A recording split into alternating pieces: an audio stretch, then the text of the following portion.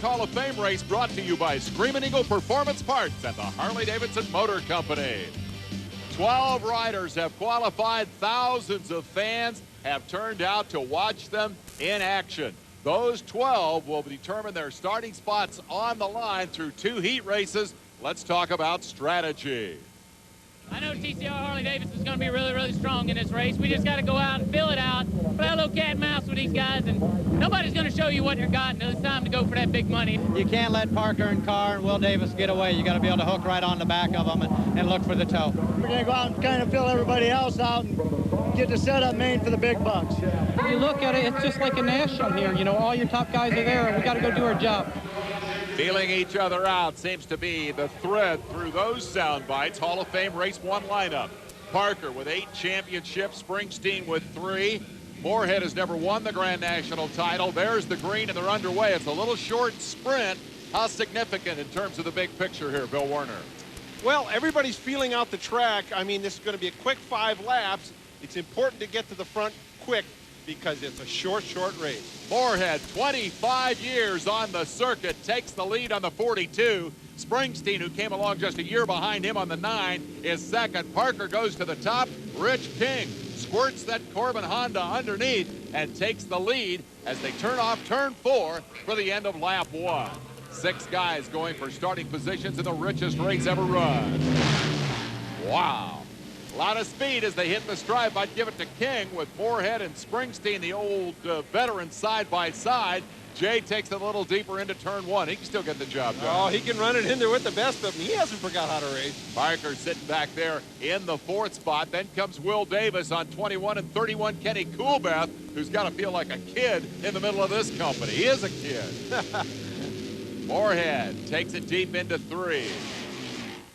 Wants the lead. The F&S Harley-Davidson KK Motorcycle Supply backed entry opens up a bit of a gap. I don't think he can break the draft, but that's a big lead on this racetrack. Well, he got it out early, and he's starting to pull away, but I think they're going to catch it up here real quick.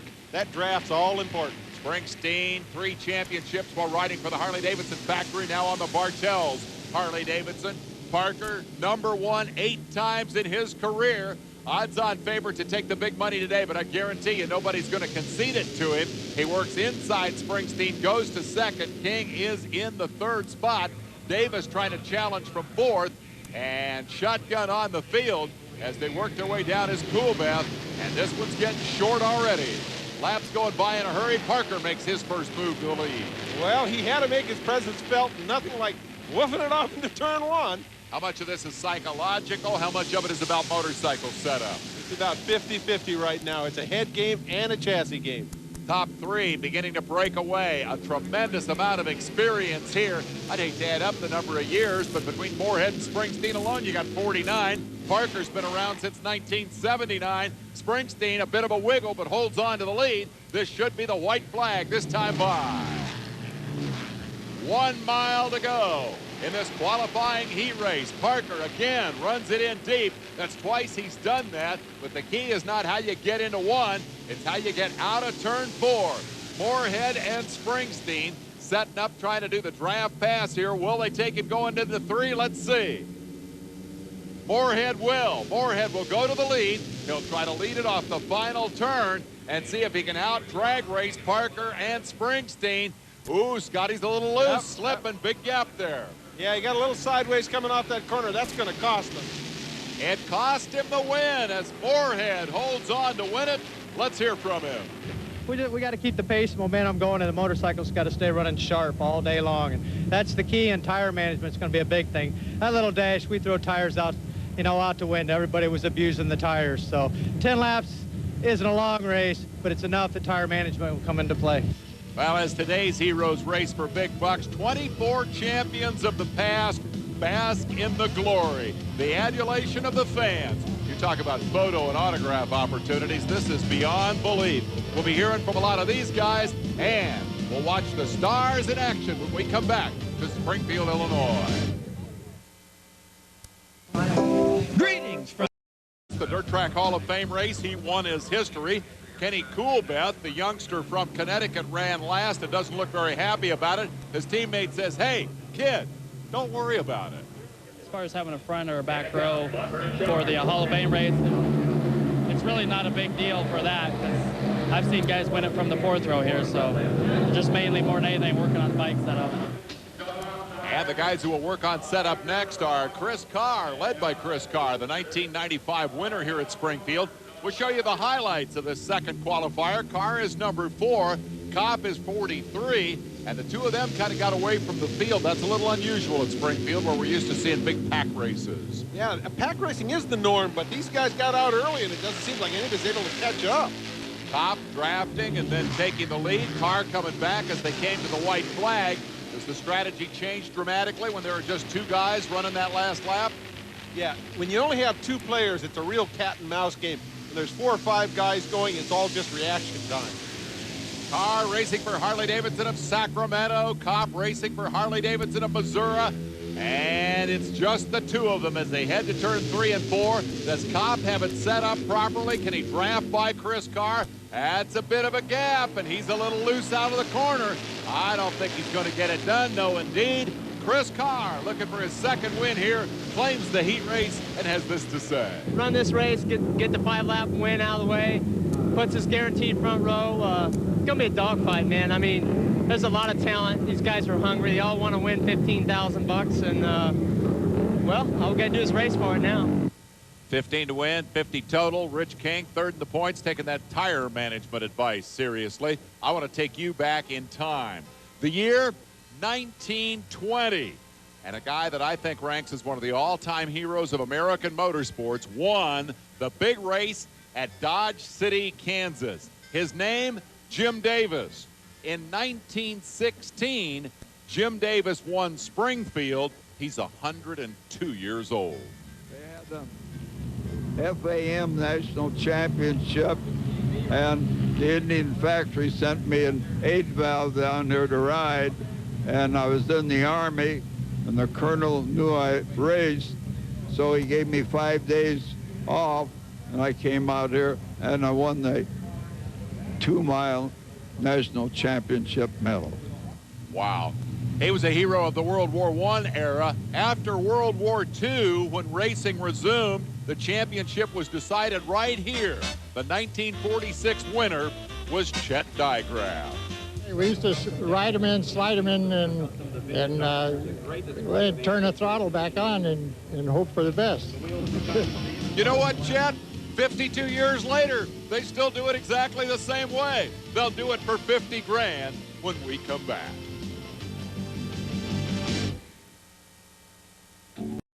Track Hall of Fame race. A big crowd gathered to watch 15 qualifiers through the Beer Nuts qualifying series, and today's last chance qualifier head into the final. The fast heat went to Steve Moorhead. Chris Carr will start in 2nd position. The 8-time champion Scott Parker lining up alongside Joe Kopp on 43. Jay Springsteen, the 3-time champion, and the Pennsylvania youngster Kevin Barnes.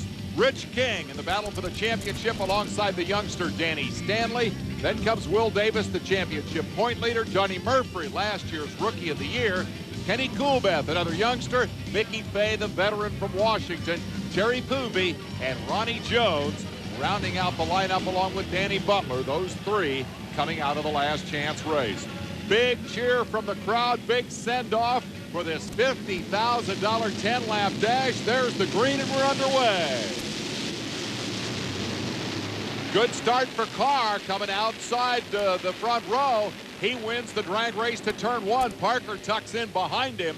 That's Butler up on the outside along with Davis in the 21 trying to make the top work, but the top 3 get a breakaway. Springsteen ducking into 3rd spot. That's a pretty good gap early. Yeah, the 3 guys up front, they've got a little air, and if they use that to their advantage and get a little bit lucky, they might be able to break the draft. Will they hook up and try to do that? Parker takes the lead from Carr. Springsteen tucked in behind him for a moment. Now Carr comes out of line. They go 3 wide.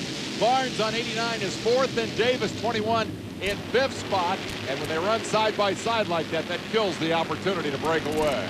Yeah, they could have used each other a little better, but what's happening now is that they're in panic mode. It's only 10 laps, and everybody's just going, I got to get to the front. Parker will try to do that around the outside. Davis, 21, tries the bottom, slips by Barnes and into 4th. Doesn't want that trio up front to get away. Here comes Carr, leading him off 4. He's been second so many times at this racetrack. Wants to break that jinx today with the big money on the line. Springsteen looks to the bottom, can't find room to go by Parker. Parker will take the advantage. Moorhead has moved up to 5th on the 42. He's a wily old veteran. Here's how Parker took the lead. Classic draft pass across the start-finish line. The trick is to be able to finish that pass before that stripe. And that is a trick because timing is everything. Carr, Springsteen, and Parker. And there's the speed shot. Chris doing a good job out front. Let's see if they can draft him to the finish line. Parker, I think, got there first that lap. Davis has his first crack at the lead coming around the outside. Will Davis, the championship point leader, determined to get a big handful of cash today. This is not about points. This is all about money and glory and being the first name on that big permanent trophy. Davis to the inside. That bike works top and bottom. That's a good sign for him. He's got a good line through 1 and 2. Now 3 and 4 also. He's going to be tough in this race. A couple guys in the back falling off the pace. Mickey Fay is not keeping up. Davis side by side with Carr. Here comes Parker up the inside. Springsteen now 4th. Moorhead tries to split him and picks up a position from Davis. That time it didn't work out so well for Will. Rich King finally making the Honda power felt as he moves up into 6th spot, and he's just in front of Barnes, who seems to be losing the edge a little bit. Parker with a gap. You can see how competitive this is. You can go from 1st to 5th in the span of 1 corner and 1 straightaway. This is racing at its best. It's all about the draft. It's all about positioning yourself in the slipstream. And all of this is preliminary, feeling one another out in anticipation of that run to the checkered flag. The fans come back year after year. They eat this up. We're halfway home. And Carr seems to have the best horse.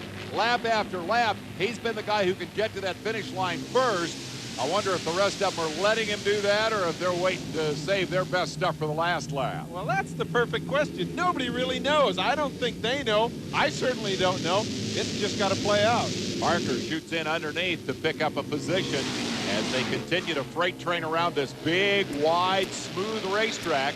That's the battle for the it would be 6th spot, I guess, led by Poovey. He's got Jones with him there, but this is where the action is. And again, Carr takes the advantage as they go to turn 1. That seems to be a pattern that has evolved. 7 riders in that lead pack. That's good racing. Well, it's as good as it gets, but you noted Carr manages to nip him at the line. Everybody's taking note of that, and I'm sure Jay Springsteen and Scott Parker are also. Parker cocked it in on the bottom, let it drift wide. Here's a look at how the draft works when they go 3 wide. The guy on the bottom really got big eyes at that point. Yeah, he gets a big toe into that corner, and he just whoops it off in there. Carr got him at the stripe again, I believe. From that head-on shot, it's hard to tell. Always the Springfield miles seem to be decided in a matter of inches. Memorial Day weekend at the National Championship, it was this lead trio, Carr, Parker, and Springsteen, but in different order. They were side by side in a 3-man photo finish. Yeah, with only 10 laps, it doesn't give any chance for anybody to really get away from it. And tire management's almost out of the question. This is just a classic sprint. Here they come down to put another lap in the book. Parker leading them this time. Don't think Carr got by that time. 2 laps to go. Getting close. You got to work yourself into position. And King seems to be saving his charge for late. He's come from 6th to 3rd in the last 2 laps. Does he have time to make up that gap? Moorhead and Springsteen, 9 and 42. Now locked in a ferocious battle for 4th place. They had been among the leaders early on. Parker leads Carr off the corner. Looks like he might want to lead it to the white flag. Chris looked back. He wants to know who's with him. He wants to know who the players is. He knows up front. Now, can he catch Scotty at the line here? Let's call it. Well, that's too close. I don't know. I think he'd have won the white flag lap, but they don't pay the big check until a mile from now. Carr led it into turn 1 on the final lap. Parker is 2nd. King has threatened and harassed them, but has not yet been able to pass them. This will be the all-critical dive into turn 3. King takes the bottom of the racetrack. He's in front of Parker. That may foul up the champion. Carr may have an opening here. Let's see. Here they come on a run to home. Little bit of a bobble from Carr. Scotty's got it timed. Here comes the draft. They're going to be 3 wide, and it's Parker. Too close to call for 2nd, but Scotty pulled off the double draft pass. That is remarkable. I thought he might be in trouble. Yeah, I thought so too. I mean, but, you know, he's done this a lot. He does a lot of good decisions on the last lap. This time he made a good one and it paid off for him. Rich King made the bonsai into 3, got between Carr and Parker. Chris congratulates Scotty. It's over. We'll hear from the winner when we come back.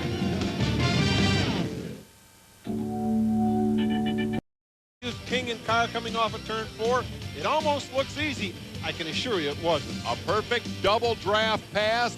13 times he's won national races. Today, he's won the big money. Parker accepts the accolades of his fans. Army, talk to him.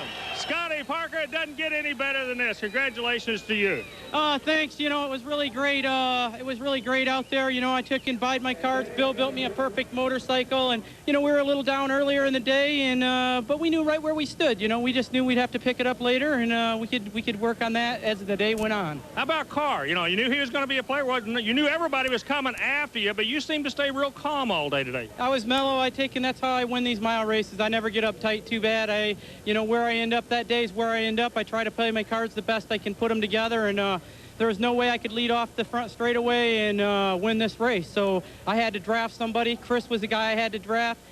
Rich King come in there underneath me, and I really didn't expect that the last second. Almost hit Chris Carr. Luckily, they both didn't go down, but therefore, I stuck in behind him, made an excellent race. Standing ovation for the King of the Hill.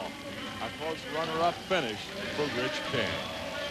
Well, I was kind of waiting around back there around 4th, 5th, 6th, right in that spot, and then last few laps we really turned it up. I thought the tire was good. My bike was, the Corbin Racing Honda was just set up beautiful, and I just come up a little bit short. I made a little bit of a mistake there coming off turn 4 on Chris Carr. I went the wrong way on him, and that opened the door for Scotty, and he zapped us at the line.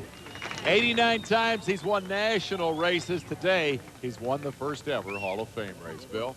Well, everybody goes home a winner from this race. Just seems appropriate that the most prolific dirt tracker wins the first Hall of Fame race. Let's hear from the guy who battled hard, led a lot of laps, wound up 3rd. Here's Chris Carr. Well, you know, everybody asks us what's it take to be a great dirt track racer, and it takes a lot of skill. It takes a great mechanic, great team, and especially got to have luck on your side. And I think all the fans of the entire sport of Grand National Dirt Track Racing were the luck for us today. I mean, 25 founding fathers put in money to make this race possible, and another 50 joined him after that. That says a whole lot about the dirt track community, and in the end, it doesn't matter to me who wins the race. The whole sport won today. I'll second that notion. We're going to see more of this kind of action next Monday night. I'm Dave Despain. So long from Springfield.